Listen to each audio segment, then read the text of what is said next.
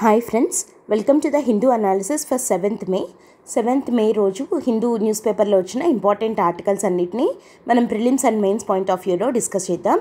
Before going to start the session, UPSC infinity programme LTX classes already run చేస్తుంది, మీ అందరికీ తెలిసిన విషయమే. అయితే యూపీఎస్సీ ఇన్ఫినిటీ ప్రోగ్రామ్ కింద ఇంపార్టెంట్ ఫీచర్స్ ఏమేమి ఉన్నాయి అనేది ఒకసారి చూద్దాము. దీంట్లో మనకి GS foundation prelims and mains point of వ్యూలో entire GS syllabus will be covered under this program. And దాంతోపాటు CSAT will also be covered. And అన్నిటికన్నా ఇంపార్టెంట్ మనకి ఎన్సీఆర్టీ ఫౌండేషన్ అనేది చాలా ఇంపార్టెంట్ కదా. So 6th to 12th classes NCERTs అన్నీ కూడా NCERT foundation course కింద కవర్ అవుతాయి. అండ్ దాంతోపాటు టిల్ ఎగ్జామ్ డేట్ వరకు మీకు ప్రతిరోజు కూడా ఏ రోజు ఆ రోజు కరెంట్ అఫైర్స్ అన్నీ కూడా అప్డేట్ అవుతూ ఉంటాయి. అండ్ దాంతోపాటు ప్రిలిమ్స్కి సంబంధించిన test series program will also be included. And also మెయిన్స్కి సంబంధించి answer writing program will be included. Every day మీ చేత డైలీ ఆన్సర్ రైటింగ్ ప్రోగ్రామ్ చేయించడం జరుగుతుందన్నమాట. సో మీకు బేసిక్స్ అసలు ఆన్సర్ రైటింగ్ గురించి ఏమాత్రం ఐడియా లేకపోయినా సరే అట్లీస్ట్ 1.5 year మనం ఆన్సర్ రైటింగ్ ప్రాక్టీస్ చేస్తే తప్ప యూపీఎస్సీ మెయిన్స్ మనం ప్రాపర్గా అటెంప్ట్ చేయలేం. కాబట్టి ఎవ్రీ డే మీ చేత సింపుల్గా ఆన్సర్ రైటింగ్ ప్రోగ్రామ్ అనేది స్టార్ట్ చేయించి మీ చేత చేయించడం జరుగుతుందన్నమాట. అండ్ దట్టు ఫ్యాకల్టీ అంతా కూడా బైలింగ్వల్ మోడ్లో చెప్తూ మంచి ఎక్స్పర్ట్ సబ్జెక్ట్ ఫ్యాకల్టీ చేత క్లాసెస్ అనేవి చెప్పించడం జరుగుతుంది. అండ్ ఈ ఎంటైర్ కోర్స్ వచ్చేసి మీకు లైఫ్ టైం వ్యాలిడిటీ తోటి రావడం జరుగుతుంది. That is until you crack UPSC you know need to pay any additional amount. ఒక్కసారి మీరు పే చేసినట్టయితే సరిపోతుందన్నమాట. సో దీనికి సంబంధించి మీకు ఏదైనా డౌట్స్ ఉన్నా ఫ్రీ డెమో కావాలి అని అనుకున్నా కూడా you can contact this number. And branches వచ్చేసి మనకి కొత్త బ్యాచ్ వచ్చేసి ఆఫ్లైన్ వైజాగ్లో స్టార్ట్ అవుతుంది. అండ్ ఆన్లైన్లో కూడా కొత్త బ్యాచెస్ అనేవి స్టార్ట్ అవుతున్నాయి. So hurry up and subscribe for UPSC infinity programme. ఓకేనా? సో ఇప్పుడు మనము Hindu analysis for 7th May articles, ఈరోజు హిందూ న్యూస్ పేపర్లో వచ్చిన ఇంపార్టెంట్ ఆర్టికల్స్ ఏంటి అని ఫస్ట్ చూద్దాము. ఆ తర్వాత 1 by 1 వాటిని డిస్కస్ చేద్దాం.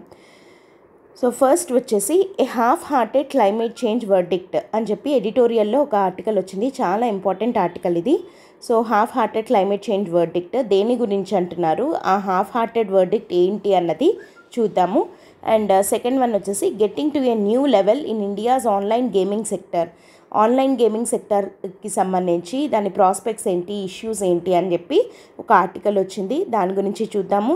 అండ్ నెక్స్ట్ ఇది ఆల్రెడీ మనము లాస్ట్ వీడియోలోనే డిస్కస్ చేసాం.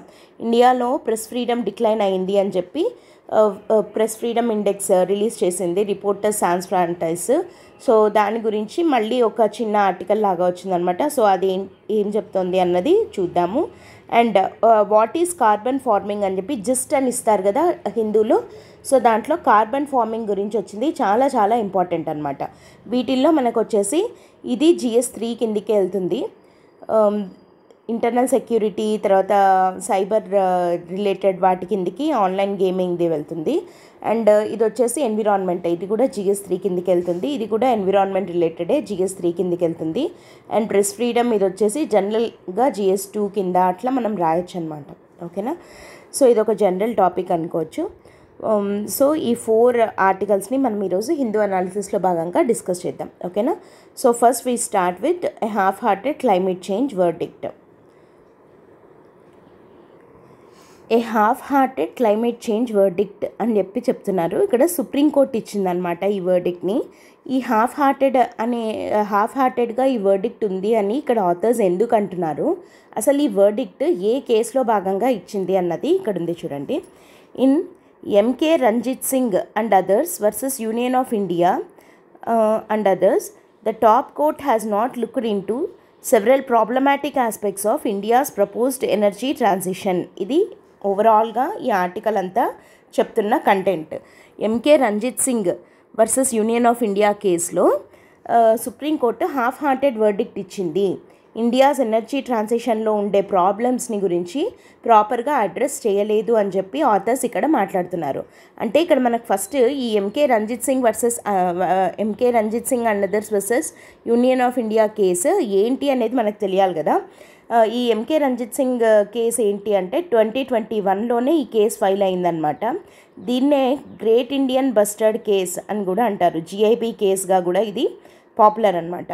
So great Indian bustard case ఏంటిది అని అంటే, ఇక్కడ ఈ ఎంకే రంజిత్ సింగ్ అనే ఆయన ఏం వేయడం జరిగింది అని అంటే, to preserve the great Indian bustard while simultaneously promoting renewable energy initiatives in the regions of Gujarat. ఓకేనా. Great Indian bustard population, great Indian bustards అనేవి ఎండేంజర్ అవుతున్నాయి. ఇవి బర్డ్స్ కదా. సో ఇవి గుజరాత్, రాజస్థాన్ లాంటి అరిడ్ రీజియన్స్లో ఈ విండ్ పవర్ని బేస్ చేసుకొని వేస్తున్న ఈ పవర్ లైన్స్ వల్ల గ్రేట్ ఇండియన్ బస్టర్డ్ పాపులేషన్ దెబ్బతింటోంది. అవి వాటికి తగులుకొని చనిపోవడము ఇట్లా అవుతున్నాయి. సో ఎండేంజర్మెంట్కి గురవుతున్నాయి. కాబట్టి వాటిని హాల్ట్ చేయాలి ఆ ప్రాజెక్ట్స్ని అని చెప్పి ఎంకే రంజిత్ సింగ్ వేసినటువంటి కేసు అనమాట ఇది.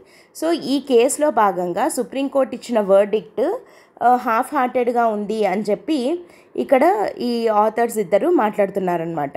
So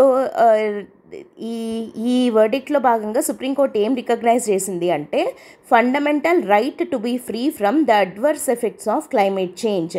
fundamental right to be free from the adverse effects of climate change అనే ఫండమెంటల్ రైట్ని రికగ్నైజ్ చేసింది. అంటే ఈ case it was specifically focused on the conservation of great Indian bustard అనమాట. అండ్ దాంతోపాటు ఆ పవర్ లైన్స్ నుంచి ఆ బర్డ్ స్పీసీస్ని ఎలా ప్రొటెక్ట్ చేయాలి ఏంటి అని చెప్పి సుప్రీంకోర్టు కొన్ని డైరెక్టివ్స్ని ఇవ్వడం జరిగింది. దీంట్లో భాగంగా సుప్రీంకోర్టు ఇచ్చిన వర్డిక్ట్ని ఇప్పుడు అనలైజ్ చేయబోతున్నాం ఈ ఆర్టికల్లో. ఓకేనా. The Supreme Court of India's extension of constitutional rights to life and equality to the right to be free from ill effects of climate change is a potential ray of hope in mid of gloomy ecological scenario. ప్రస్తుతం ఉన్నటువంటి ఈ climate change వీటన్నిటి దృష్టిలో చూసినట్టయితే Supreme Court right to be free from the ill effects of climate change అనే దాన్ని ఒక fundamental రైట్గా గుర్తించడము అన్నది చాలా చాలా మంచి విషయం. ఇది ఒక రే ఆఫ్ హోప్ని ఇస్తోంది అని అంటున్నారు. ఎందుకు? ఇప్పుడు ప్రస్తుతం మనం ఫేస్ చేసిన సిచ్యువేషన్స్ ఎలాంటివి? We are racing towards 1.5 degrees Celsius, అది temperature, global temperature 1.5 degrees Celsius కన్నా పెరుగుతోంది యావరేజ్ టెంపరేచర్ అనేది. సో దాని ఇల్ ఎఫెక్ట్స్ మనం ఫేస్ చేయబోతున్నాము. కాబట్టి ఆ ఇల్ ఎఫెక్ట్స్ నుంచి మనల్ని మనం కాపాడుకోవడానికి అదొక ఫండమెంటల్ రైట్గా గుర్తించినట్టయితే దెన్ గవర్నమెంట్స్ కూడా దానికి తగినట్టు యాక్ట్ చేస్తాయి అన్నట్టు చెప్తున్నాను అనమాట. It has significant potential to be converted in to actions that can undo, mitigate or help adaptation to the ill impacts of the climate crisis. దానివల్ల మనం ఆ క్లైమేట్ చేంజ్ని అడాప్ట్ చేసుకోవడం ఎట్లా, దాని ఇల్ ఎఫెక్ట్స్ని అండూ చేయడం ఎట్లా, వాటి నుంచి మిటిగేట్ అయి బయటపడడం ఎట్లా అన్నది మనము వాటిని యాక్షన్స్ రూపంలోకి మార్చడానికి ఈ వర్డిక్ట్ అనేది చాలా హెల్ప్ అవుతుంది అని పాజిటివ్గానే చెప్తున్నారు ఇక్కడి వరకు. కానీ ఈ జడ్జ్మెంట్లో కొన్ని ఫ్లాస్ ఉన్నాయి అని చెప్పి మాట్లాడుతున్నారు. ఆ ఫ్లాస్ ఏంటి అన్నది చూద్దాము. The analysis of M.K. Ranjit Singh and others versus Union of India and others case highlights both the potential and the limitations of Supreme Court judgment regarding India's energy transition and its implication for climate change. So M.K. Ranjit Singh verdictని బట్టి ఈ case అనేది both మన పొటెన్షియల్ని highlight చేస్తుంది as well as supreme court జడ్జ్మెంట్లో ఉన్న లిమిటేషన్స్ని కూడా మనం ఇప్పుడు highlight చేసి చూద్దాం. The court's recognition of the right to be free from ill effects of climate change is indeed significant, offering a glimmer of hope amid ecological concerns. However, ఇప్పుడు మనం floss ఏంటి అంటే, however, the critic author points out several key flaws in the judgment that could hinder its effectiveness in addressing the climate crisis. ఏంటి అవి అన్నది ఒక్కొక్కటిగా చూద్దాము. First one వచ్చేసి incomplete assessment of energy sources. The judgment fails to adequately scrutinize all forms of energy production included under the government's definition of non-fossil fuel and renewable energy. అంటే ఇప్పుడు non fossil fuel and renewable energy కింద ఇక్కడ energy సోర్సెస్ని కంప్లీట్గా assess చేయలేదు supreme court verdict అని చెప్తున్నాం. ఎందుకంటే government definition of non fossil fuel and renewable energy కింద large hydro power and nuclear plants కూడా వస్తున్నాయి. Despite being labelled as renewable, they come with their own adverse impacts including environmental degradation, displacement of communities and risks associated with nuclear waste. ఇప్పుడు large hydro పవర్వి కానివ్వండి, nuclear పవర్వి కానివ్వండి, ఇవి రెండు కూడా మనకి renewable energy అనే డెఫినేషన్ కిందకే గవర్నమెంట్ పెడుతున్నారు. దానివల్ల బెనిఫిట్స్ అయితే ఉన్నాయి, అంటే అది రెన్యూవబుల్ ఎనర్జీ కిందకే వస్తుంది. బట్ దానివల్ల క్లైమేట్ మీద ఇంకా అడ్వర్స్ ఇంపాక్ట్స్ పడుతున్నాయి. ఎందుకు, ఎలా అంటే ఇప్పుడు large hydro power plants construct చేయాలి అని అంటే ఫారెస్ట్ ఏరియాస్లో చేయాలి. సో అది కన్స్ట్రక్ట్ చేస్తున్నారు అని అంటే ఏం చేయాలి, డిఫారెస్ట్రేషన్ చేయాల్సి వస్తుంది కదా. సో ఎన్విరాన్మెంటల్ డిగ్రేడేషన్ అవుతుంది దానివల్ల. అండ్ దాంతోపాటు అక్కడున్న ట్రైబల్ కమ్యూనిటీస్ని డిస్ప్లేస్ చేసి వేరే చోటికి పంపించాల్సి ఉంటుంది. సో అది కూడా ఒక పెద్ద రీహాబిలిటేషన్ ఇష్యూస్ అనేవి రైజ్ అవుతాయి అక్కడ కదా. సో వాళ్ళ కల్చర్, వాటిని ప్రొటెక్ట్ చేయాల్సిన బాధ్యత కూడా గవర్నమెంట్ మీదే ఉంది. బట్ అది ఎఫెక్ట్ అవుతుంది దీనివల్ల. అండ్ దాంతోపాటు న్యూక్లియర్ పవర్ ప్లాంట్స్ని తీసుకున్నాం అనుకోండి, ఆ న్యూక్లియర్ వేస్ట్ మేనేజ్మెంట్ ఎలా అన్న దాని మీద ఇంకా చాలా కన్సర్న్స్ అయితే ఉన్నాయి. దాని సేఫ్ డిస్పోజల్ మీద చాలా డౌట్స్ అయితే రైజ్ అవుతున్నాయి. సో న్యూక్లియర్ ప్లాంట్స్ని, తర్వాత లార్జ్ హైడ్రో పవర్ ప్లాంట్స్ని మనము రెన్యూవబుల్ ఎనర్జీ అనే డెఫినేషన్ కింద పెట్టడము అనేది ఎంతవరకు కరెక్ట్, సో దాని గురించి సుప్రీంకోర్టు ఏమీ చెప్పలేదు. So incomplete assessment of energy sources అనేది ఈ జడ్జ్మెంట్లో ఉన్న ఫస్ట్ ఫ్లా. రెండోది చూద్దాం, neglect of environmental impact assessment. The exclusion of mega solar and wind projects from comprehensive environmental impact assessments and clearance procedures means that their full environmental and social consequences are not adequately addressed or mitigated. మనం ఇందాక పైన ఏం చెప్పాము, large hydro వాటిని, nuclear వాటిని non fossil fuel లేదా renewable energy అనే definition కింద పెట్టడము అన్నది తప్పు, బికాజ్ దానివల్ల ఇంపాక్ట్ ఇంత ఉంటుంది అని చెప్పుకుంటున్నాం. అండ్ రెండో ఫ్లా ఏంటి అని అంటే, ఇంకా రెన్యూవబుల్ సోర్సెస్ ఏమున్నాయి, mega solar projects, wind projects ఇట్లుంటాయి కదా, వాటికి పర్మిషన్స్ ఇచ్చేటప్పుడు ప్రతి ఒక్క దానికి ఎన్విరాన్మెంటల్ ఇంపాక్ట్ అసెస్మెంట్ అనేది చేస్తారు కదా. సో దాన్ని బట్టి అది ecologically and economically viable project అయితేనే దానికి EIA clearance, environmental impact clearance ఇవ్వాలన్నమాట. కానీ ఇవి రెన్యూవబుల్ ఎనర్జీ ప్రాజెక్ట్స్ కాబట్టి మెగా సోలార్ ప్రాజెక్ట్స్కి, విండ్ ప్రాజెక్ట్స్కి ఈఐఏ ప్రొసీజర్స్ ఫాలో అవ్వకుండానే, కాంప్రహెన్సివ్ ఇంపాక్ట్ అసెస్మెంట్ చేయకుండానే, క్లియరెన్స్ ప్రొసీజర్స్ ఫాలో అవ్వకుండానే వాటికి పర్మిషన్స్ ఇచ్చేస్తున్నారు పెట్టుకోవడానికి. ఆ తర్వాత వాటిని ఫాలో అయితే సరిపోతుంది ఇట్లా అని చెప్పి చెప్తున్నారనమాట. కాబట్టి ఇట్లా చేయడం వల్ల వాటి యొక్క పొటెన్షియల్ కాన్సిక్వెన్సెస్ అనేవి మనం అనలైజ్ చేయలేకపోతున్నాము. ఫుల్ లెంత్లో ఎన్విరాన్మెంటల్ కాన్సిక్వెన్సెస్ కానీ, సోషల్ కాన్సిక్వెన్సెస్ కానీ, అంటే ప్రజల మీద పడే ప్రభావం కానీ not adequately addressed or mitigated because of this procedure. So neglect of environmental impact assessment చేయట్లేదు కదా, దాని గురించి కూడా సుప్రీంకోర్టు మాట్లాడలేదు. ఇది second flaw in this judgment. థర్డ్ది ఏంటి అని అంటే కంటిన్యూడ్ డిపెండెన్స్ ఆన్ కోల్. దీని గురించి కూడా సుప్రీంకోర్టు ఏమీ మాట్లాడలేదు. Despite commitments to renewable energy, the governments continued approval of new coal mining blocks contradicts the efforts to transition to cleaner energy sources. ఒక పక్కేమో energy transition to clean energy అని అంటున్నాం, అంటే రెన్యూవబుల్ ఎనర్జీకి ట్రాన్సిషన్ అవుతున్నాము, చెయ్యాలి అని చెప్తోంది గవర్నమెంట్. కానీ ఇంకో పక్క కొత్త కోల్ మైనింగ్ బ్లాక్స్కి పర్మిషన్ ఇస్తూనే వెళ్తుందన్నమాట. So why we are continuously depending upon the coal, మనం ఎనర్జీ షిఫ్ట్ అవ్వాలి అని అనుకుంటూ కూడా ఇంకా కోల్ని ఎందుకు ఎంకరేజ్ చేస్తున్నట్టు, దాని గురించి కూడా ఏమీ మాట్లాడలేదు. ఇది third flaw. And fourth one ఏంటి అని అంటే lack of consideration for alternatives. The judgment overlooks alternative approaches to energy production such as, అంటే ఇప్పుడు ఈ ఉత్త మెగా సోలార్ ప్రాజెక్ట్స్ లేకపోతే లార్జ్ హైడ్రో ప్రాజెక్ట్స్, న్యూక్లియర్, ఇవేనా ఎనర్జీ ట్రాన్సిషన్ అంటే? ఇంకా చాలా ఆల్టర్నేటివ్స్ ఉన్నాయి కదా, వాటికి షిఫ్ట్ ఎందుకు అవ్వకూడదు అన్న దాని గురించి కూడా సుప్రీంకోర్టు ఓవర్లుక్ చేసింది, అంటే మాట్లాడలేదు అని చెప్పి. ఏంటి అదర్ ఆల్టర్నేటివ్స్ అంటే decentralised renewable energy sources like roof top solar కానివ్వండి, ఇట్లాంటి వాటికి మారితే అది కూడా రెన్యూవబుల్ ఎనర్జీ కదా. అంటే ఒక పెద్ద సోలార్ ప్లాంట్ పెట్టి దానికి ఎన్విరాన్మెంటల్ ఇంపాక్ట్ అసెస్మెంట్ కూడా చేయకుండా పర్మిషన్ ఇచ్చి దానివల్ల డిస్ప్లేస్మెంట్ ఇష్యూస్ ఇవన్నీ రావడం కన్నా కూడా డీసెంట్రలైజ్డ్గా, అంటే ఇంటింటికి రూఫ్ టాప్ సోలార్ని ఎంకరేజ్ చేస్తే కూడా రెన్యూవబుల్ ఎనర్జీ షిఫ్ట్ అయినట్టే కదా. మరి అలాంటి ఆల్టర్నేటివ్ సొల్యూషన్స్ని ఎందుకు పట్టించుకోవట్లేదు అనే దాని గురించి కూడా ఈ రంజిత్ సింగ్ కేసులో సుప్రీంకోర్టు మాట్లాడలేదు. ఇది fourth flaw. Next fifth one, Failure to incorporate rights of nature. The court ignores the growing global movement recognizing the rights of nature, which could provide a framework for more just and ecologically sound decision making, especially when led by indigenous people and local communities. ఇక్కడ renewable ఎనర్జీకి shift అవ్వడము అనే దాని గురించే మాట్లాడుతున్నారు, కానీ nature rights of నేచర్ని గురించి సుప్రీంకోర్టు మాట్లాడలేదు. చాలామంది indigenous people and local communities వాళ్ళ యొక్క రైట్స్ కోసం ఫైట్ చేస్తున్నా కానీ వీటిని ఇన్కార్పొరేట్ చేయలేదు. గ్లోబల్ మూమెంట్స్ నడుస్తున్నాయన్నమాట రైట్స్ ఆఫ్ నేచర్ గురించి. ఫర్ ఎగ్జాంపుల్, ఇప్పుడు మనకు ఉత్తరాఖండ్ స్టేట్ ఉంది, అది it recognised the rights of, అంటే ఒక మనిషిలాగా గంగా అండ్ యమునా రివర్స్ని గుర్తించడం జరిగింది. వాటికి కూడా రైట్స్ ఉంటాయి, వాటిని అవి సేవ్ చేసుకోవడానికి అని చెప్పి. సో అట్లాంటి రైట్స్ ఆఫ్ నేచర్ని ఎందుకు ఈ కేసులో సుప్రీంకోర్టు పట్టించుకోలేదు అన్నది ఇక్కడ చెప్తున్నాం. Failure to incorporate the rights of nature అన్నది ఇక్కడ ఒక ఇంకో flaw. Next 6th one, need for re-evaluation of development projects.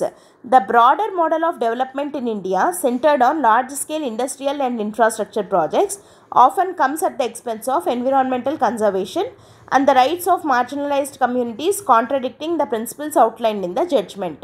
So ఇక్కడ ఎప్పుడైనా ఇండియాలో డెవలప్మెంట్ ప్రాజెక్ట్స్ అంటే ఏంటి అంటే లార్జ్ స్కేల్ ఇండస్ట్రియల్ లేదా ఇన్ఫ్రాస్ట్రక్చర్ ప్రాజెక్ట్స్ అవి పెట్టాలి అని అంటే they come at the cost of environmental conservation. అంటే అడవులను పడగొట్టేసి అక్కడ పెట్టడమో ఇట్లా ఏదో, లేదా వాటి నుంచి వచ్చే ఎఫ్లుయెన్స్ అటు వల్ల ఎయిర్ పొల్యూషన్ వాటర్ పొల్యూషన్ రావడమో ఇట్లా జరుగుతూనే ఉన్నాయి.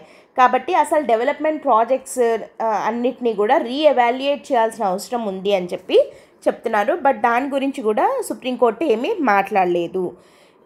In this essence, while supreme courts recognition of climate rights is a step in the right direction, there is a pressing need for a more comprehensive and critical examination of India's energy transition plans and their implications for environmental sustainability, social justice and the rights of future generations. So Supreme Court verdict ఏమనింది, right to be free from ill effects of the climate change అన్నంత వరకు పర్ఫెక్ట్గా ఉంది. Supreme court చాలా బాగా recognise చేసింది climate rights గురించి మాట్లాడడం అన్నది it is a step in the right direction. కానీ ఇంకా ఏం చేయాలి, more comprehensive and critical examination of India's energy transition plans చేయాల్సిన అవసరం ఉంది. ఎందుకంటే ఎనర్జీ ట్రాన్సిషన్ ప్లాన్స్లో భాగంగా ఓన్లీ ఏమన్నా మనము హైడ్రో పవర్ ప్లాంట్స్ని, న్యూక్లియర్ ప్లాంట్స్ని ఆ డెఫినేషన్ రెన్యూబుల్ ఎనర్జీ అనే డెఫినేషన్ కింద పెట్టడము అనే దానివల్ల ఇష్యూస్ చూసాము. తర్వాత మెగా సోలార్ అండ్ విండ్ ప్రాజెక్ట్స్కి ఎన్విరాన్మెంటల్ ఇంపాక్ట్ అసెస్మెంట్ ఇవ్వకపోవడం వల్ల వచ్చే ఇష్యూస్ని చూసాము. తర్వాత ఆల్టర్నేటివ్స్ని చూడకపోవడము అనేది ఒక పెద్ద ఫ్లా అని అంటున్నాము. సో ఇట్లాంటి ఎనర్జీ ట్రాన్సిషన్ ప్లాన్స్లో ఉన్న ఫ్లాస్ని గుర్తించి వాటిని రీఎవాల్యుయేట్ చేయాల్సిన అవసరం ఉంది. అంటే క్లైమేట్ రైట్స్ని గుర్తిస్తూనే అట్ ద సేమ్ టైం ఇవి కూడా చేసినప్పుడు మాత్రమే then what will be there అంటే there will be good implications for environmental sustainability వస్తుంది. తర్వాత సోషల్ జస్టిస్ అంటే లోకల్ పీపుల్ యొక్క రైట్స్ని, వాళ్ళ ఇండిజినస్ కమ్యూనిటీస్ యొక్క కల్చర్ని, వాళ్ళ రైట్స్ని ప్రొటెక్ట్ చేసిన వాళ్ళం అవుతాము. అండ్ దాంతోపాటు మన ఫ్యూచర్ జనరేషన్స్ యొక్క రైట్స్ని కూడా ప్రొటెక్ట్ చేసిన వాళ్ళం అవుతాము. సో సుప్రీంకోర్టు వీటిని అడ్రస్ చేయలేదు కాబట్టి ఏమంటున్నాం, దాన్ని half hearted climate change verdict అని చెప్పి ఫస్ట్ ఆర్టికల్లో ఆథర్స్ చెప్పడం జరిగిందనమాట. సో ఎప్పుడైనా ఒక ఆన్సర్ని మనము క్రిటికల్గా అనలైజ్ చేయాలి. ఒక ఆర్టికల్ని దాంట్లో ఉండే పాజిటివ్స్ రాయాలి, యాజ్ వెల్ యాజ్ దాంట్లో ఉండే ఛాలెంజెస్ని కూడా రాయాలన్నమాట. సో ఇక్కడ ఛాలెంజెస్ని రాయడం జరిగింది, కొంచెం పాజిటివ్స్ని కూడా చెప్తూ రావడం జరిగింది కదా. సో ఒక బ్యాలెన్స్డ్ ఆన్సర్ అంటే both positives as well as negatives రెండు రాసి ఫైనల్గా మనం కన్క్లూజన్లో ఇట్లా రాస్తే సరిపోతుంది అనమాట. Okay, let us move on to the second article. Second article, getting to a new level in India's online gaming sector. Online gaming sector ఇండియాలో ఎలా ఉంది, దాంట్లో ప్రాస్పెక్ట్స్ ఏంటి, ఛాలెంజెస్ ఏంటి అన్న దాని గురించి డిస్కస్ చేద్దాం. ఆన్లైన్ గేమింగ్ ఇన్వాల్వ్స్, అసలు ఆన్లైన్ గేమింగ్ అంటే ఏంటి, playing games through the internet, facilitating player connections and collaborative game play irrespective of their physical locations. అంటే ఎవరు ఎక్కడున్నా సరే ఆన్లైన్, మామూలుగా గేమ్స్ అంటే అందరూ ఒక దగ్గర కూర్చొని ఆడేవి, కానీ irrespective of their physical locations ఎక్కడెక్కడ వేరే వేరే ఊర్లలో ఉన్నా సరే త్రూ ఇంటర్నెట్ ప్లేయర్ కనెక్షన్స్ పెట్టుకొని ఒక కొలాబరేటివ్ గేమ్ ప్లే చేయడమే ఆన్లైన్ గేమింగ్ అంటే. It is accessible on various devices including computers, mobile phones అట్లా ఆడొచ్చు. Online gambling involves participating in gambling activities through internet by placing bets or wagers on games and events to win money or prizes. It can be played on various devices and involves virtual chips or digital currencies instead of cash. ఇక్కడ online gaming వేరు, online gambling వేరు. ఆ రెండింటి మధ్య differentiation ఇక్కడ క్లియర్గా తెలుస్తుంది చూడండి. ఆన్లైన్ గేమింగ్ అంటే జస్ట్ డిఫరెంట్ ఒకేషన్స్లో ఉండేవాళ్ళు కొలాబరేటివ్ గేమ్ ప్లే కోసం కంప్యూటర్స్ ద్వారా, ఫోన్స్ ద్వారా ఆడొచ్చు. ఆన్లైన్ గ్యాంబ్లింగ్ అంటే ఏంటి? ఇంటర్నెట్ని యూజ్ చేసుకొని బెట్టింగ్ చేయడము, తర్వాత ప్రైజెస్ గెలుచుకోవడము ఇట్లాంటివి. అయితే వీళ్ళు క్యాష్ లాగా కాకుండా డిజిటల్ కరెన్సీస్ ద్వారా నడుపుతూ ఉంటారనమాట ఈ ఆన్లైన్ గ్యాంబ్లింగ్ అనేవి. So the distinction between gaming and gambling depends upon the element of skill involved. ఏంటది ఎలిమెంట్ ఆఫ్ స్కిల్ అంటే, if an online activity does not require skill it will be considered gambling rather than gaming. ఎందుకంటే gaming activities are dependent on skill while gambling అనేది chance. Gambling అంటే ఏంటి? జూదం అంటారు కదా. So just ఊరికే betting వేయడం, అది గెలుస్తుంది లేదా ఇది ఓడిపోతుంది అని, దానికేమి స్కిల్ అక్కర్లేదు, అది జస్ట్ బై ఛాన్స్ గెలిచొచ్చు. కానీ గేమింగ్ అనేది ఏంటి? ఇట్ రిక్వైర్స్ సమ్ స్కిల్ అనమాట. సో ఇట్లా చేస్తేనే గెలుస్తాము, అట్లా గేమ్ అనేది ఒక స్కిల్ అనేది రిక్వైర్మెంట్ అనేది ఉంటుంది దానికి. So the distinction between gaming and gambling ఎప్పుడు వస్తుంది? ఎలిమెంట్ ఆఫ్ స్కిల్ని బట్టి దేనికైతే ఉంటుందో అది గేమింగ్ అవుతుంది, దేనికి అక్కర్లేదో అది గ్యాంబ్లింగ్ అవుతుంది. ఇప్పుడు what is the current scenario of India's online gaming ecosystem? Growth prospects ఎలా ఉన్నాయి ఆన్లైన్ గేమింగ్కి అంటే, the online gaming industry in India is predominantly home grown startup ecosystem growing at 28% CAGR. దీని గ్రోత్ రేట్ ఎంత ఉంది అంటే 28% ఉందన్నమాట. It is widely estimated that artificial intelligence and online gaming ఈ రెండిటి వల్ల ఇండియా జీడిపికి $300 బిలియన్ అనేవి యాడప్ అవుతాయి బై 26-27 అని చెప్పి తెలుస్తుంది. సో దానికి అంత హ్యూజ్ ప్రాస్పెక్ట్స్ అనేవి ఉన్నాయి. అండ్ అంతేకాకుండా మనకి బోస్టన్ కన్సల్టింగ్ గ్రూప్ BCG వాళ్ళు ఇచ్చిన ఒక రిపోర్ట్ ప్రకారము India's mobile gaming sector will grow from $1.5 billion in revenue in 2020 to $5 billion by 2025. అంటే జస్ట్ 5 yearsలో ఆల్మోస్ట్ 5 times, నియర్లీ 5 times పెరుగుతుంది ఆన్లైన్ గేమింగ్ సెక్టర్ అని చెప్పి BCG గ్రూప్ ఇచ్చిన రిపోర్ట్ ఇండియాలో పెరుగుతుంది అని చెప్పి చెప్తోంది అనమాట. సో దీనికి హ్యూజ్ పొటెన్షియల్ ఉంది అని చెప్పి తెలుస్తుంది. అయితే ఇప్పుడు ఇండియాలో అసలు ఈ గేమింగ్ ఇండస్ట్రీని రెగ్యులేట్ చేసే బిల్స్ ఏమున్నాయి అన్నది చూద్దాం. During the budget session of parliament online gaming regulation bill was introduced as a private member bill. దీన్ని రెగ్యులేట్ చేయడానికి ఒక బిల్ని ఇంట్రడ్యూస్ చేయడం జరిగింది as private member bill. And the bill sought to maintain integrity in online gaming and introduce a regulatory regime for online gaming. ఈ బిల్లో ఏం propose చేశారు?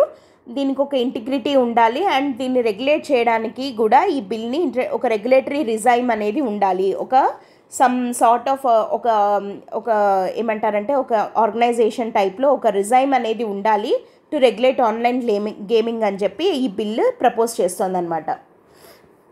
Next, a task force set up by MEITY, Ministry of Electronics and Information Technology, has prepared a final report of its recommendations to regulate the online gaming industry in India. వీళ్ళు ఒక task ఫోర్స్ని setup చేసి ఎట్లా regulate చేయాలి ఏంటి అని చెప్పి ఒక final రిపోర్ట్ని కూడా వీళ్ళు ప్రిపేర్ చేయడం జరిగింది. కానీ కొన్ని స్టేట్స్లో already some loss were passed banning the online games. ఏంటి ఆ స్టేట్స్ అంటే Tamil Nadu, Telangana and Andhra Pradesh and Karnataka passed loss banning the online games అనమాట. ఆన్లైన్ గేమ్స్ ఆడడానికి లేకుండా వీళ్ళు లాస్ని పాస్ చేయడం జరిగింది. కానీ they were క్వాష్డ్ by state high courts on the grounds that out right ban was unfair to games of skill. మనం ఆల్రెడీ చెప్పుకున్నాము ఆన్లైన్ గేమింగ్ అంటే గేమ్ ఆఫ్ స్కిల్ అని చెప్పి. సో కాబట్టి అట్లా అవుట్ రైట్ బ్యాన్ చేయకూడదు, ఏదైనా లిమిటెడ్గా కొన్ని వాటి మీద బ్యాన్స్ పెట్టడం ఓకే, కానీ మొత్తం అన్నిటి మీద బ్లాంకెట్ బ్యాన్ అనేది వేయడం అన్నది కరెక్ట్ కాదు అని చెప్పి ఈ స్టేట్ గవర్నమెంట్స్ బ్యాన్ చేసినా కానీ ఆ స్టేట్ హైకోర్ట్స్ దాన్ని క్వాష్ చేసేసింది, కొట్టిపాడేసింది. Next, the government of Rajasthan brought out a draft bill in order to regulate online games, specifically fantasy games. So ఈ రాజస్థాన్ గవర్నమెంట్ ఆల్రెడీ ఒక డ్రాఫ్ట్ బిల్ని ప్రపోజ్ చేయడం జరిగిందనమాట. ఇవి bills regulating online gaming in India. ఓకేనా? ఆల్రెడీ ఒక task force set up by MeitY ఒక final డ్రాఫ్ట్ని ప్రిపేర్ చేసింది. ఒక private member bill was introduced proposing a regulatory regime for online gaming. And కొన్ని స్టేట్స్ బ్యాన్ చేసినా కానీ వాటి హైకోర్ట్స్ అయితే ఆ బ్యాన్ని క్వాష్ చేయడం జరిగింది.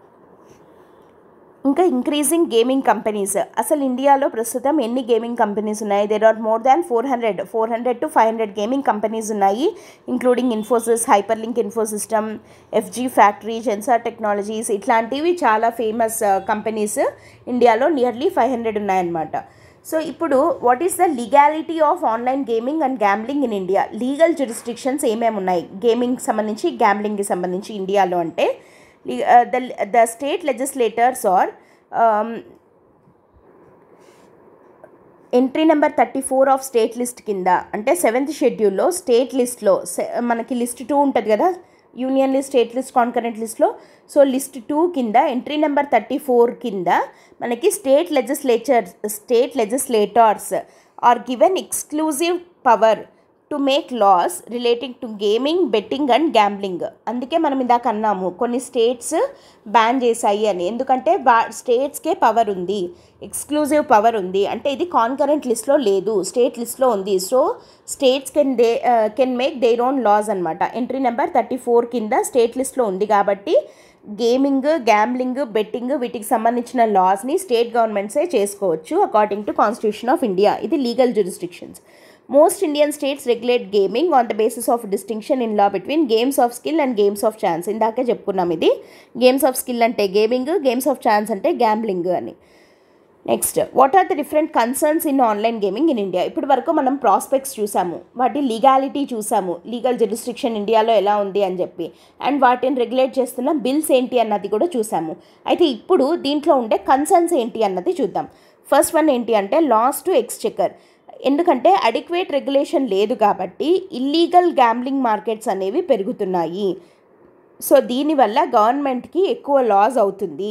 ఈ illegal offshore gambling and betting market వల్ల ఎంత లాస్ అవుతున్నామంటే per annum $100 billion in deposits from India and has registered a growth rate of 20% in the past 3 years. So ఇంత లాస్ అవుతోంది. లాస్ టు ఎక్స్చెకర్ చాలా హెవీగా ఉంది బికాస్ ఆఫ్ ఇన్అడిక్వేట్ రెగ్యులేషన్. ప్రాపర్గా regulation లేకపోవడం వల్ల ఏమవుతోంది, ఇల్లీగల్గా జరగడం వల్ల nearly $100 billion per annum loss అవుతున్నాము అని చెప్పి చెప్తున్నారు. అండ్ సెకండ్ వన్ వచ్చేసి concerns about addictive online gaming behaviour. Addiction లాగా పెరిగిపోతుంది అనమాట. There are growing concerns surrounding the addictive nature of certain online gaming activities. దానివల్ల ఏమవుతుంది, potential compulsive behaviour, neglect of responsibilities and negative impacts on mental health. వేరే ఏం పనులు చేయకుండా ఉత్త గేమ్స్ ఆడుకుంటూ కూర్చోవడము, రెస్పాన్సిబిలిటీస్ని నెగ్లెక్ట్ చేయడము, అండ్ దానివల్ల మెంటల్ హెల్త్ ఇష్యూస్ కూడా వస్తున్నాయి. చాలామంది చూస్తున్నాం మనము, ఆన్లైన్ గేమ్స్లో ఓడిపోతున్నారని సూసైడ్స్ చేసుకున్న కేసెస్ కూడా ఉన్నాయన్నమాట. సో కాబట్టి మెంటల్ హెల్త్ అనేది దెబ్బతింటుంది దీనివల్ల. These issues highlight the need for a closure examination of psychological effects of prolonged gaming. ఈ గేమింగ్ అనేది ప్రొలాంగ్డ్గా జరిగితే, అంటే ఎక్కువ రోజులు వీళ్ళు అడిక్ట్ అయిపోతే దానివల్ల సైకలాజికల్ ఎఫెక్ట్ ఎంత పడుతుంది అనే దాని గురించి ఇంకా క్లోజ్ ఎగ్జామినేషన్ చేయాల్సిన అవసరం ఉంది అని చెప్పి చెప్తున్నాం. ఇది ఒక కన్సర్న్. థర్డ్ కన్సర్న్ ఏంటి అంటే financial risks in online gaming. Individuals especially vulnerable demographics May face financial risks including debt and economic hardship due to excessive spending on gaming. ఎక్కువ ఈ గేమ్స్ మీద ఖర్చు పెట్టడము వాటి వల్ల ఫైనాన్షియల్ హార్డ్షిప్స్ని, ఫైనాన్షియల్ రిస్క్స్ని ఫేస్ చేయాల్సిన పరిస్థితి ఎదుర్కొంటున్నారు. పర్టికులర్గా వల్నరబుల్ గ్రూప్స్ అంటే కొంచెం బిలో మిడిల్ క్లాస్ పీపుల్ వాళ్ళు దీనికి అడిక్ట్ అయిపోతున్నారు. దానికి ఇంకా తప్పక వాళ్ళు ఆడడము, దాంట్లో డబ్బులు లాస్ అవ్వడము, దానివల్ల అప్పులు చేయడము, ఫైనాన్షియల్ రిస్క్స్ అనేవి ఇంకా పెరిగిపోతున్నాయి బికాస్ ఆఫ్ ఆన్లైన్ గేమింగ్ అని చెప్పి చెప్తున్నారు. This raises questions about responsible consumer engagement and emphasizes the importance of ethical considerations in the gaming industry. So దీనివల్ల రెస్పాన్సిబుల్ కన్స్యూమర్ ఎంగేజ్మెంట్ ఉండాలి అండ్ ఎథికల్ కన్సిడరేషన్స్ని కూడా గేమింగ్ ఇండస్ట్రీస్లో తీసుకొని రావాల్సిన అవసరం ఉంది. వాటి గురించి క్వశ్చన్స్ రైజ్ అవుతున్నాయి అని చెప్పి చెప్తున్నాం. ఇవన్నీ ఇష్యూస్ అనమాట. అండ్ నెక్స్ట్ ఇంకేముంది, ఫోర్త్ కన్సర్న్ ఏంటి అంటే regulatory ambiguity in distinguishing skill based gaming and gambling. ఇప్పుడు రెగ్యులేషన్ చేయాలి ఈ గేమ్స్ని అని అంటే అది గేమా లేకపోతే గ్యాంబ్లింగా అనే దాని గురించి కొంచెము అంటే రెండు ఒకటేలాగా ఉండడం వల్ల దగ్గరగా రెగ్యులేటరీ అంబిగ్విటీ అనేది ఎదుర్కోవాల్సి వస్తుంది. ఎందుకంటే the lack of clear definitions between skill based gaming and gambling introduces regulatory ambiguity, sparking ethical debates and diverse interpretations about the nature of these gaming activities. ఇప్పుడు ఒకరి పర్సెప్షన్లో అది గేమింగ్ కాదు గ్యాంబ్లింగ్ అని అనుకుంటే, సపోజ్ ఇప్పుడు క్రికెట్ బెట్టింగ్ ఉంది, దాని మీద ఇప్పుడు ఎవరు గెలుస్తారు, పలానా టీం గెలుస్తుంది అని చెప్పి బెట్టింగ్ వేస్తే అది కూడా గేమ్ ఆఫ్ స్కిల్ అని కొంతమంది వాదిస్తారు. ఎందుకంటే ప్రీవియస్గా వాళ్ళు ఆడిన తీరు పద్ధతి దాన్నంతా అనలైజ్ చేసి మేము ఆడుతున్నాం కదా, మేము దాని మీద బెట్ పెడుతున్నాం కదా, సో ఇది కూడా గేమ్ ఆఫ్ స్కిల్ అని కొంతమంది వాదించవచ్చు. కొంతమంది ఏమో అది దాంట్లో స్కిల్ ఏం లేదు, జస్ట్ ఊరికే గెస్ వర్కే కదా, సో గేమ్ ఆఫ్ ఛాన్స్ అది, సో అది గ్యాంబ్లింగ్ కిందకి వెళ్తుంది అని కొంతమంది పర్సెప్షన్ ఉండొచ్చు. సో ఇప్పుడు దానిని గేమ్ ఆఫ్ స్కిల్ కింద తీసుకొని దాన్ని వదిలేస్తే అప్పుడు అది గ్యాంబ్లింగ్ని ఎంకరేజ్ చేసినట్టు అవుతుంది. లేదా అది గ్యాంబ్లింగ్ కింద తీసుకొని దాన్ని కంట్రోల్ చేసినట్టయితే అప్పుడు అది స్కిల్ గేమ్గా కన్సిడర్ చేసే వాళ్ళు ఏమవుతుంది, దాని మీద అనవసరంగా రెగ్యులేషన్ పెట్టారు అన్నట్టు అవుతుంది. సో ఆ క్లియర్ డెఫినిషన్ అంటే ఆ డిమార్కేషన్ అనేది మనం చేయలేకపోవడం వల్ల రెగ్యులేటరీ అంబిగ్విటీ అనేది ఎదుర్కోవాల్సి వస్తుంది. దానివల్ల ప్రాపర్గా రెగ్యులేషన్ అనేది మనం ఆన్లైన్ గేమింగ్ సెక్టర్ మీద చేయలేకపోతున్నాము. ఇది కూడా ఒక పెద్ద కన్సర్న్ అనమాట దీనికి సంబంధించి. Addressing this ambiguity is crucial for establishing fair and responsible regulations in the gaming industry. So ఈ ambiguityని ఇమీడియట్గా అడ్రస్ చేయాల్సిన అవసరం ఉంది, ప్రాపర్ డెఫినిషన్స్ని తయారు చేయాల్సిన అవసరం ఉంది. నెక్స్ట్ ఇంకొక కన్సర్న్ ఏంటి దీంట్లో అనంటే, it is a means for money లాండరింగ్కి ఇది ఒక మీన్స్ లాగా ఒక మార్గం లాగా వాడుతున్నారు. Okay, money laundering where players can deposit large amounts of cash into online accounts and then withdraw money in a legitimate form. So black మనీని white మనీగా కన్వర్ట్ చేసుకోవడానికి ఇది ఒక మార్గం లాగా కూడా ఉపయోగిస్తున్నారు. Next, prone to cyber attacks. Online gambling sites can be vulnerable to cyber attacks. It can lead to theft of sensitive personal and financial information of the players, thus violating the data protection rules and infringing upon the privacy of the users. So ఎవరైతే దీంట్లో ఈ గేమింగ్లో involve అయి ఉన్నారో దానివల్ల cyber అటాక్స్కి ఎక్కువ గురవుతున్నాయి ఇవి.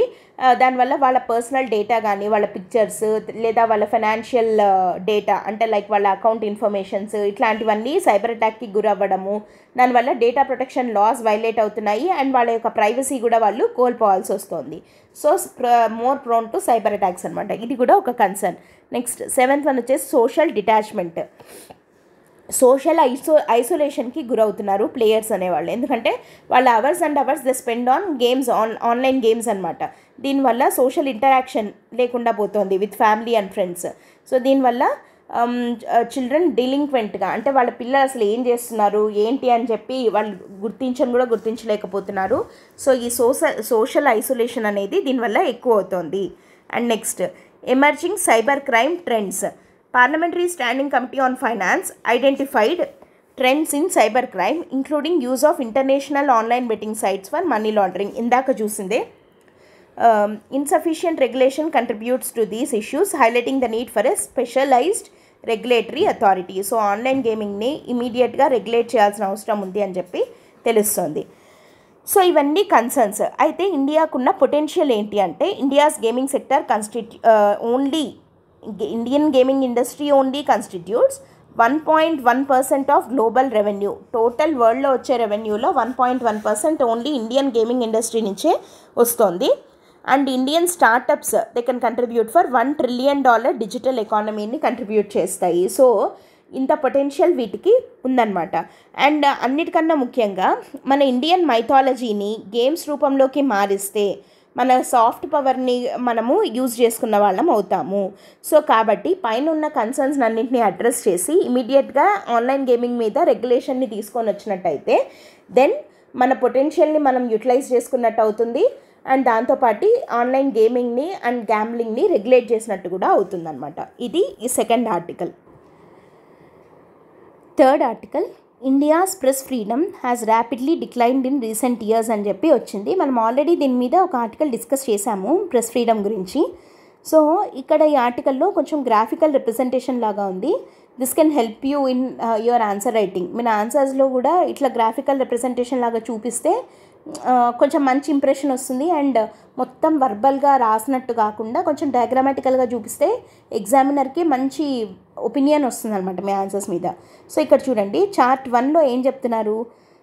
First of all మనకు గుర్తుండాల్సిన పాయింట్ ఏంటి, ఇది ఇచ్చేది reporters sans frontieres, reporters without borders వాళ్ళు అనే ఆర్గనైజేషన్ ఇస్తుంది. ఇండియా ర్యాంక్ ఎంత 2024 ఎడిషన్లో 159 అవుట్ ఆఫ్ 180 నేషన్స్. 161 నుండి మనం 159కి అయితే వెళ్ళడం జరిగింది. కాకపోతే మార్జినల్ ఇంప్రూవ్మెంట్ అయితే ఉంది, అంటే 2 ర్యాంక్స్ పెరిగాము, but not because of our improvement in the performance. మన పర్ఫార్మెన్స్ పెరగడం వల్ల ర్యాంక్ పెరగలేదు, మిగతా కంట్రీస్ ఇంకా డిక్లైన్ అయ్యాయి కాబట్టి మనది పెరిగింది అని అంటున్నాం అనమాట. So over a period of years India's press freedom ఎలా తగ్గుతూ వచ్చింది అనేది ఇక్కడ క్లియర్గా కనిపిస్తుంది చూడండి. 2004 ఆ టైంలో మన ర్యాంక్ ఎంత ఉన్నింది, 128లో ఉన్నాం. సో 128లో ఉన్న ర్యాంక్ ఇంకా ఇంకా ఇంకా బెటర్ ర్యాంకింగ్ అయింది 2006 ఆ టైంలో. కానీ over a period of year ఎలా డిక్లైన్ అవుతూ వచ్చింది చూడండి. ఇప్పుడు ప్రస్తుతం 2024లో మనం 159th ర్యాంక్లో ఉన్నాము. సో 128లో 2004లో మనము 128th పొజిషన్లో ఉన్నాము. అయితే 2024 వచ్చేసరికి 159th ర్యాంక్కి పడిపోవడం జరిగింది. అంటే the chart shows India's ranking in the press freedom index over the years. ఇట్లా ఒక చిన్న గ్రాఫికల్ రిప్రజెంటేషన్ లాగా చూపిస్తే బాగుంటుంది అనమాట. అండ్ టేబుల్ 2 ఏం చెప్తోంది, మిగతా కంట్రీస్ యొక్క ర్యాంకింగ్స్ మనం ఆల్రెడీ చెప్పుకున్నాం. ఫస్ట్ ర్యాంక్లో నార్వే ఉంది, సెకండ్ ర్యాంక్లో డెన్మార్క్, థర్డ్ ర్యాంక్లో స్వీడన్ ఉంది. అయితే ఇంకా ఇప్పుడు ఎలా రాయాలి, ఆన్సర్ ఎలా రాయాలి అని అంటే కొన్ని మన గ్రూపింగ్స్ మనం ఎందులో అయితే మెంబర్గా ఉన్నామో, లైక్ ఫర్ ఎగ్జాంపుల్ బ్రిక్స్ కానీ, సార్క్ కానీ, ఎస్సీఓ కానీ, లేదా మన నైబరింగ్ నేషన్స్, వాటితోటి కంపేర్ చేస్తూ రాయాలన్నమాట. ఇప్పుడు ఇండియా ర్యాంక్ ఎంత, 159. ఓకే, పాకిస్తాన్ చూడండి, మన నైబరింగ్ నేషన్ పాకిస్తాన్ 152 ర్యాంక్లో ఉంది. శ్రీలంక మన నైబరింగ్ నేషనే 150లో ఉంది. భూటాన్ మన నైబరే 147 ర్యాంక్లో, ఇంకా బెటర్ ర్యాంకింగ్లో ఉంది. నేపాల్ చూడండి ఇంకా బెస్ట్ ర్యాంకింగ్ 74లో ఉంది. అండ్ తర్వాత బంగ్లాదేశ్ మనకన్నా తక్కువలో ఉంది 165. China is in 172 place. And last ర్యాంక్లో ఉన్నది వచ్చేసి ఎరిత్రియా 180 ప్లేస్లో ఉంది. సిరియా 179లో ఉంది. సో ఇప్పుడు ఇండియా పరిస్థితి ఎలా ఉంది అని కంపేర్ చేస్తూ రాయాల్సి వచ్చినప్పుడు మన నైబరింగ్ నేషన్లో ఒక్క బంగ్లాదేశ్ తప్ప మిగతా మన నైబరింగ్ నేషన్స్ అయిన నేపాల్ కానీ, భూటాన్ కానీ, శ్రీలంక కానీ, పాకిస్తాన్ కానీ all 4 nations are ahead of India కదా. సో అట్లా సింపుల్, అంటే వాటి ర్యాంక్స్ ఏం రాయాల్సిన అవసరం లేదు. ఈ మొత్తాన్ని అనలైజ్ చేస్తూ ఒక పాయింట్ లాగా రాసిస్తే సరిపోతుంది. Except Bangladesh which is in the rank of 165, all the remaining neighboring nations of India like Nepal, Sri Lanka, Pakistan, Bhutan are ahead of India in press freedom index. అంటే మన రీజియన్లో అవన్నీ మనకన్నా ముందే ఉన్నాయి, అంటే ఇంకా బెటర్ ప్రెస్ ఫ్రీడమ్ అనేది ఆ కంట్రీస్లో ఉంది అని చెప్పి ఈ మొత్తం చార్ట్ని అనలైజ్ చేసి ఒకటే ఒక పాయింట్ లాగా రాసేయచ్చు. ఎందుకంటే ఇన్ని ఫ్యాక్ట్స్ గుర్తుపెట్టుకోవడం అనేది హ్యూమన్లీ ఇంపాసిబుల్. ఎందుకంటే మనకు చాలా క్వశ్చన్స్ ఉంటాయి, చాలా ఫ్యాక్ట్స్ ఉంటాయి. సో కాబట్టి వీటిని అనలైజ్ చేసి ఒక పాయింట్ లాగా రాసిస్తే సరిపోతుందన్నమాట. ఓకేనా. సో ఇది సెకండ్ టేబుల్ చెప్తోంది. థర్డ్ టేబుల్ ఏం చెప్తోంది, who are the biggest losers and gainers in the press freedom rankings compared with 2019. 2019తో కంపేర్ చేస్తే ఏ స్టేట్లో ర్యాంకింగ్ అనేది ఇంప్రూవ్ అయింది, ఏ స్టేట్లో తగ్గింది ranking, who are the biggest losers and gainers అని చెప్పి ఉంది. మనకి ఇంత కంపారిజన్ మనకేం అక్కర్లేదు, జస్ట్ ఈ 2 చార్ట్స్ని మీరు యూజ్ చేసుకోండి. ఇది ఈ గ్రాఫికల్ రిప్రజెంటేషన్ లాగా చూపిస్తే ఆన్సర్లో చాలా బాగుంటుంది. అంటే అది not just for press freedom, మీరు ఎందులో అయినా సరే ఇట్లా చార్ట్ రూపంలో చూపిస్తే బెటర్గా ఉంటుందన్నమాట. అండ్ తర్వాత మన పీర్ నేషన్స్ తోటి, మన నైబరింగ్ కంట్రీస్ తోటి కంపేర్ చేస్తూ కూడా ఇట్లా చూపించండి. అండ్ దాంతోపాటు ఫస్ట్ ర్యాంకింగ్స్లో ఏమున్నాయి, ఈ నార్డిక్ కంట్రీస్ అయిన నార్వే, డెన్మార్క్, స్వీడన్ ఉన్నాయి. అండ్ లాస్ట్ వచ్చేసి సిరియా అండ్ ఎరిత్రియా, ఇవి 2 ఉన్నాయి అని చెప్పి రాస్తూ మన నైబరింగ్ నేషన్స్తో మనల్ని మనం కంపేర్ చేసుకొని రాస్తే ఒక పాయింట్ లాగా సరిపోతుందన్నమాట. ఇది ప్రెస్ ఫ్రీడమ్ గురించి మనం ఆల్రెడీ కంప్లీట్గా డిస్కస్ చేసుకున్నాం కాబట్టి I'm just limiting to these 2 lines. అంటే ఈ 2 చార్ట్లకు మాత్రమే లిమిట్ అవుతున్నాను. దీని గురించి ఇంకా కంప్లీట్ డీటెయిల్స్ కావాలి అంటే మనము ప్రీవియస్ వీడియోలో ఆల్రెడీ ప్రెస్ ఫ్రీడమ్ ఇండెక్స్, దాంట్లో ర్యాంకింగ్, పారామీటర్స్ ఏంటి అన్నీ కూడా కంప్లీట్ డీటెయిల్గా డిస్కస్ చేసాము, అది ఒకసారి రెఫర్ చేయండి. Okay, let us move on to the 4th article. What is carbon farming. Carbon farming గురించి న్యూస్లో హిందూలో జిస్ట్లో వచ్చిందనమాట. సో దీని గురించి కంప్లీట్ డీటెయిల్స్ని మనం డిస్కస్ చేద్దాం. అసలు కార్బన్ ఫార్మింగ్ అంటే ఏంటి? Carbon farming is also known as carbon sequestration. అసలు ఏంటిది అని అంటే సీక్వెస్ట్రేషన్ అంటే ఏంటి, కార్బన్ని అంటే అట్మాస్ఫియర్లో ఉన్న కార్బన్ని సీక్వెస్ట్రేట్ చేయడం అంటే పీల్ చేసుకోవడం. It is a system of agricultural management that helps the land store more carbon and reduce the amount of green house gases that it releases in to the atmosphere. అంటే land ఎక్కువగా కార్బన్ని store చేసుకునే విధంగా అగ్రికల్చర్ని manage చేయడము అంటే through land practices, farming practices ద్వారా.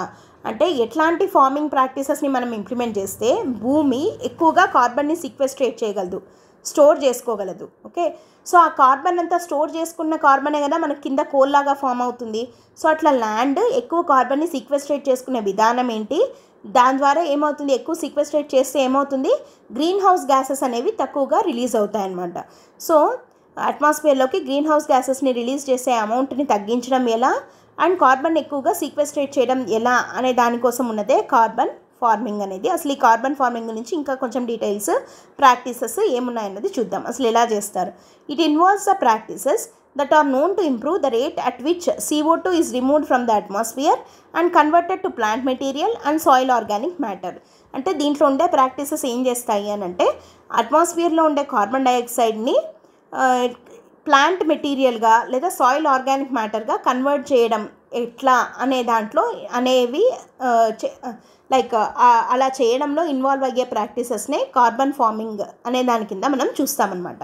అసలు agricultural emissions అనేవి ఎందుకంత ఇంపార్టెంట్ అని అంటే ఇండియాలో, ఓవరాల్గా గ్లోబ్లో యాజ్ వెల్ యాజ్ ఇండియాలో agriculture covers more than half of earth's terrestrial surface and contributes రఫ్లీ 1/3 of global GHG emissions.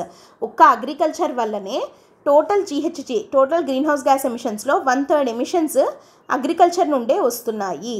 So agriculture ఎమిషన్స్ని control చేయగలిగితే మనము 33% అంటే 1/3 ఆఫ్ GHG ఎమిషన్స్ని మనం కంట్రోల్ చేసిన వాళ్ళం అవుతామన్నమాట.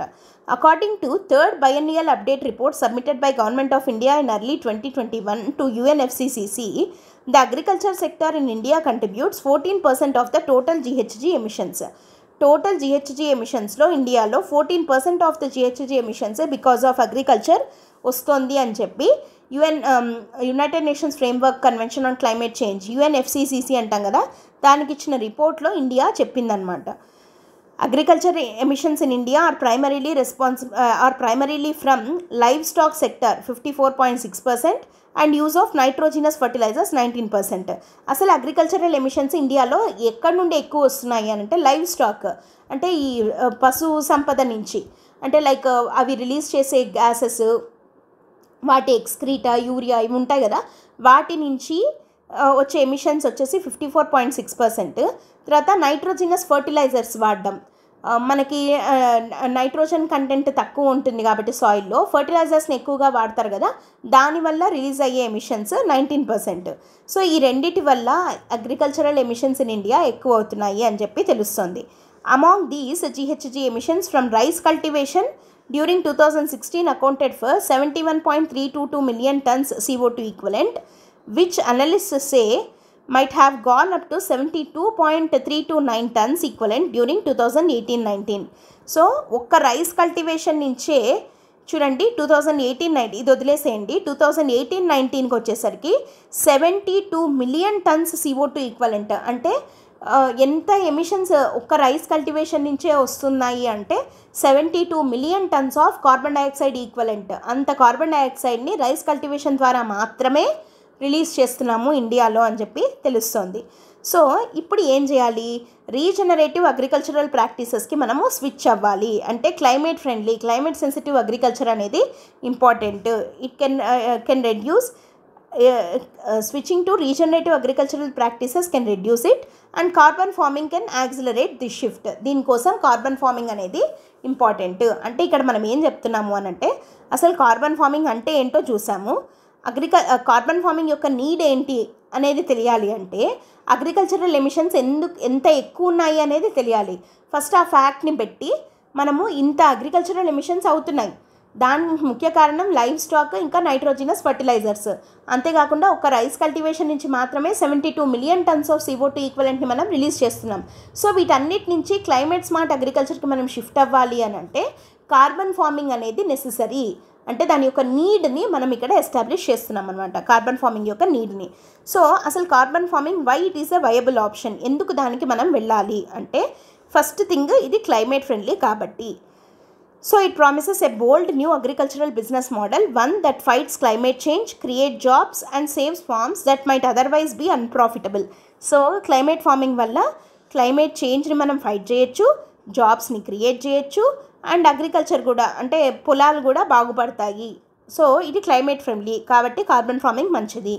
In essence A climate solution and increased income generation opportunity and ensuring food security net for the population.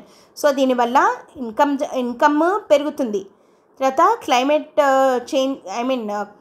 Climate change issue solve అవుతుంది, దాంతోపాటు food security కూడా పెరుగుతుంది. సో మూడింటిని ఒకటేసారి హిట్ చేయొచ్చు అనమాట. 3 ప్రాబ్లమ్స్కి ఒకటే సొల్యూషన్ ఏంటి అంటే carbon farming, because it is a climate friendly practice కాబట్టి. సెకండ్ బెనిఫిట్ ఏంటి అంటే ఆప్టిమైజింగ్ కార్బన్ క్యాప్చర్. సో ఇది whole farm approach to optimise the carbon capture on working landscapes by implementing practices that are known to improve the rate at which CO2 is removed from the atmosphere and stored in the plant material or soil organic matter. అంటే దీనివల్ల ఏమవుతుంది అని అంటే ఇప్పుడు ఇది whole farm approach అంటాం, అంటే మన ల్యాండ్స్కేప్స్ని మనం ఇంప్రూవ్ చేసుకోవచ్చు.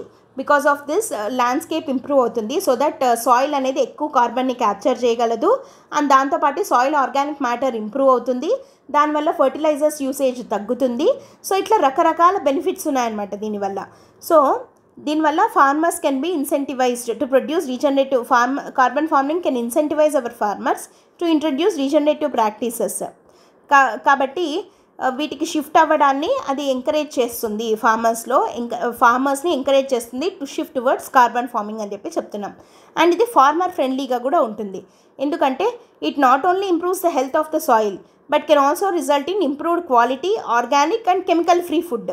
So farm to fork models అంటాం అనమాట, అంటే ఇంకా ఏం చూసుకోవాల్సిన అక్కర్లేదు, ఆర్గానిక్ ఫుడ్ అనమాట అది. అంటే ఫర్టిలైజర్స్ ఏమీ వాడకుండా కెమికల్ ఫ్రీగా తర్వాత మంచి క్వాలిటీ ఉన్నటువంటి ప్రోడక్ట్స్ని అది ఇస్తుంది. కాబట్టి ఆటోమేటిక్గా వాటికి ప్రైజింగ్ కానీ అండ్ ప్రాఫిట్స్ కానీ ఎక్కువగా వస్తాయి. సో సాయిల్ హెల్త్ బాగుపడుతుంది, దాంతోపాటు ప్రాఫిట్స్ కూడా ఫార్మర్స్కి ఎక్కువగా వస్తాయి. సో ఇది climate friendly, farmer friendly and organic కూడా. సో ఇది దానివల్ల ఉండే బెనిఫిట్స్ అనమాట. Next, growth in the carbon market. The total value of global carbon market grew by 20% in 2020, the 4th consecutive year recorded growth. And the value of traded global markets for carbon dioxide permits grew by 164% to a record of 760 billion euros 2021కి పెరిగింది. అంటే carbon ట్రేడింగ్కి కూడా ఇది help అవుతుంది అని చెప్తున్నాం. Carbon thus can effectively prove to be cash crop of the future for farmers.